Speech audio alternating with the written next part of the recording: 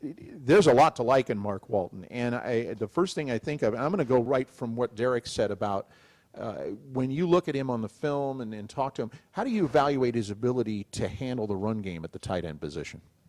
Well, I think it's something that when you watch his defensive film and you see him engaging blocks and separating from blocks and that type of inline play, and there's obviously more than what you saw in that highlight video, but you try to project and to see where he's going to be at from that standpoint, because a lot of his offensive snaps are from a split standpoint, and then there's game film too, where you get to see him doing some other things that project into him being able to block in this offense, and so we felt really comfortable with that. I think overall, the guy is a diamond in the rough that just kind of slipped through the cracks.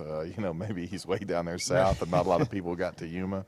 But when we turned his film on, when we first started looking at him, we were like, wow, man, this guy has got a lot of talent, a lot of ability for a guy at 6'5", and you see him playing the receiver position.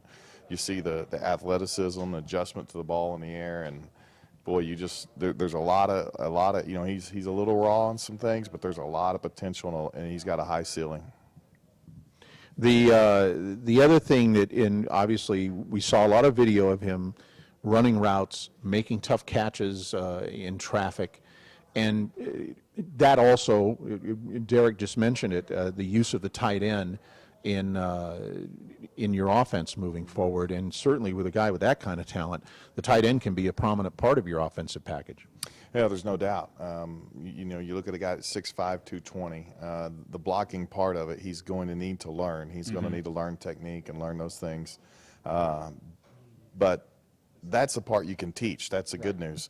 The part of it where you see him adjusting to the ball in the air and running routes like a wideout and going up and getting the ball, some of those things are hard to teach. Those things are a skill that you've been blessed with, and so obviously you can hone those skills, develop those skills, but you got to have a certain level of talent to do that.